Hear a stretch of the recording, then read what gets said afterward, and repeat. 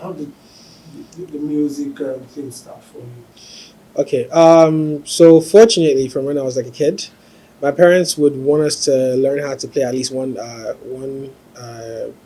well, something really like whatever it was, like the guitar or the keyboard, or So we got a piano teacher, and then that happened. So I was already music inclined from like a very young age. And then at some point in my high school, Chrisland, I think around my SS2, the Wizkid album just came out, Superstar. I think that's what it was called. So there's a particular track on it called For Me, produced by Sam Clef. So I heard that song and I know I wanted to kind of recreate it. And at that point, fortunately, again, I had other friends who were already into production in school. So there was a software called Fruity Loops where people were already doing things on. And then so I learned that and I tried to recreate that beat. And then I did fairly enough. And then from there, I just started doing more and more things and I shared it with my friends. And that's how it started. Mm, mm, All right. Between then Mhm. and now, you must have done quite a few things, Of course. on the side musically to prepare you for what you're doing today. So, fill in the gaps for us. Okay, so at first I started as a music producer. That went on for about, I would say, 2 to 3 years, and then at the time there were this artist I was working with. Their names were Verchi and Asiru. My mom was very keen on me starting to sing because she was like, these people are fun and they are good, but at the end of the day, we need to make sure that you're also in the spotlight because in Nigeria, producers, at least at that time, weren't getting the kind of PR that they kind of deserved. So she was always very particular about that. Like, we don't want you to just be towards the back making the music, and the only people that they see are these other two guys. So that's how my singing journey started. So he kept pressuring me. And I remember that at some point I got kind of fed up. So I just said, what, let me just give her this song and get it done with. So I started singing. And then it wasn't that good. I'm not even going to lie. She kept like hyping me up. He was like, oh, the song is good. And me, I was like, it's rubbish. But I think that was the genesis. So from that, I kept doing backups for other artists I would record for, and then from there, it just kind of evolved into something bigger. Okay. Is that to say that your mom has a very strong influence on you coming into the limelight? I would say she kind of gave me a push. She kind of gave me a push, but then as far as after the push goes, it would be I try not to involve her too much because the ideas she has and then the vision I have are two very different things. So yeah.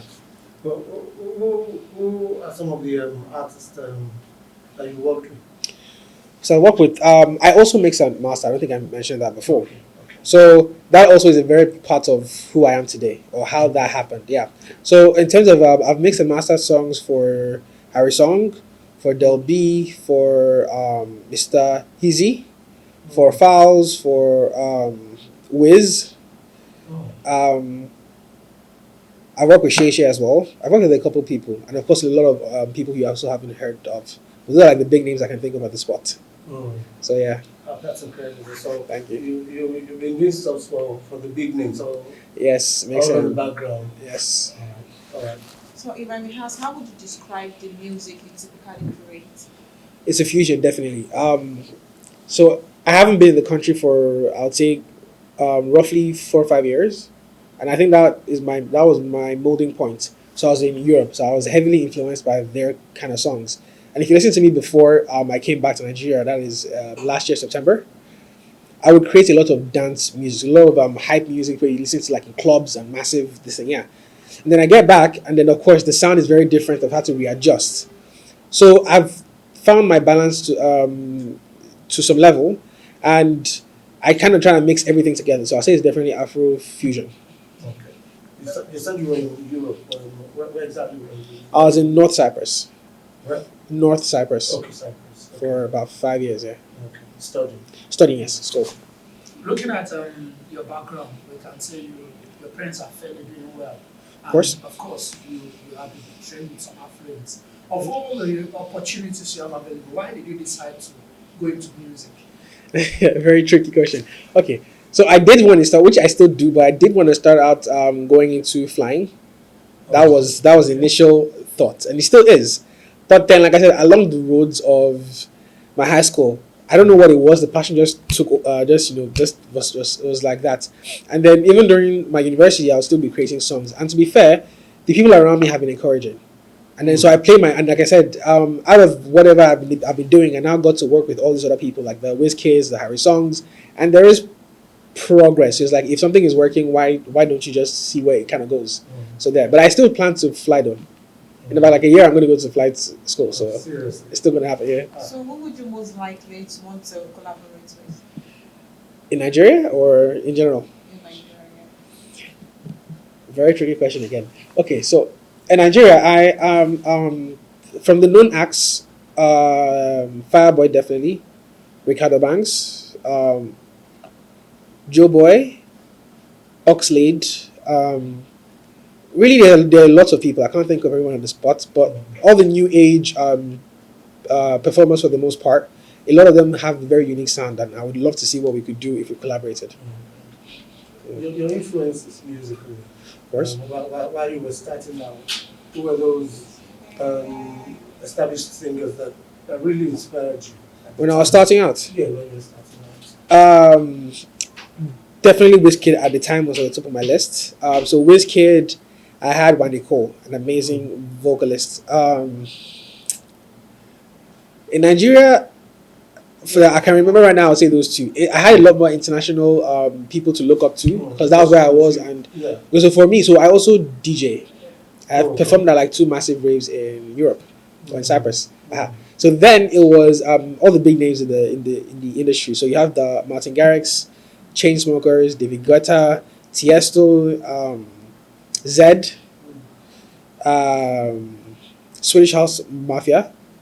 So there's like a lot of people that were my main focus. Yeah. You've been exposed to two different music industries, of course, Nigeria and Cyprus. Yeah. Where would you say you have the opportunity of doing better? And why? Doing better definitely like Nigeria just because of the kind of influence and connection my family has, and also at the end of the day, this is where it all is happening. That's just the truth. At this time in the world, this is where people are looking at. This is the sound that people are looking at this point. But at the same time, I do have a part of me is still very influenced by dance music, electronic dance music. So and that comes to me a lot easier than the Nigerian sound. So, but where I would do better, I'll definitely say here, because I can mix the two, and people have responded positively to that type of sound. So, yeah. Is there a way your background is having an influence on your kind of music? Definitely, I would say so. So the thing is, unfortunately, I didn't learn Yoruba as a kid growing up, so that has put some difficulties in terms of translating my sound to something more Nigerian. If you listen to my type of songs already, it already sounds very Western and very international. So the lingua or would have been something like a tool to bring it back home. Yeah, so I'm having difficulty because now I have to hire like 3, 4, 5 writers to help me fix in these little words here and there to make it more Nigerian, so to speak. And that has been challenging. But at the same time, if not for the background and what I've gone through, I would not be able to have the kind of sound I currently have, the international sound. So that has been, yeah. Okay. So what's next for you? Honestly, my plan is, or the eventual plan is to be a big name in terms of, so things I love DJing, I love to perform. Singing for me it's amazing, something that I can do. But at the same time, what my plan is, or what the goal is to be able to, when you hear Captain, like I'm having a concert, I want you to come, see a massive crowd, I want to DJ and perform and just let people rave and have fun. That is the plan. Before I forget, let's have your full names. Oh, so Matthew Johnson Akeni the third. My Yoruba name is Baba Shegun Babatunde too. My Edo name is Omokwa. Omokwa, yeah. I haven't said that in forever, so it's taking a bit of time. And your Omokwa. stage name? Captain E. Captain E. Okay, so what formed that name, Captain E? My dad, huge influence on that part. Like I said, so growing up as a kid, and because of I was very, I and my brother wanted to fly so bad, and I'm sure he'll be very, very angry now because my brother now is into video directing. So it's like at some point we just all went sideways. Interesting. But yeah, So when we were kids, my dad would take I and my brother on flights. So we'd be in the cockpit, we'd watch him turn all these knobs, say all these things, the captain is speaking and yada. And I was very intrigued. So that was a huge, that helped my career a lot in shaping the theme and the idea behind the name. So I literally stole my dad's name. So Captain Ekende is what they call, like, they'll call you by your last name when you're doing like official stuff. Yeah. So Captain E, that's just pretty much it. Great, great. Now, your videos, I've seen three of them. Uh, More of Me. More of me, yeah? It's The latest one. The latest one. Now I saw two.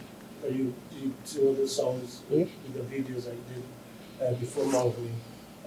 And I noticed that they all had a certain quality to them, right? How did you form that part of you to want to also not just put out quality sound, but also be mindful of the sort of quality that should accompany your music videos? Okay. So, I in particular am very keen on the quality and how my craft affects people. If people that work around me, they'll tell you I'm very particular about, from my pictures to even the tones that I used to create my sound, also what you see. The one thing I wanted to avoid, never have a video with any girl shaking their butt or people swearing where they doesn't need to be that. I do say one or two things in my songs, but it's nothing too, So, and I wanted that international standard because it's very important for me that my craft, sound, and videos be able to compete in the US, for example. So when you watch a let's say a Rihanna or a Beyonce, you can watch their videos back to back and you can watch mine. That was always the kind of goal.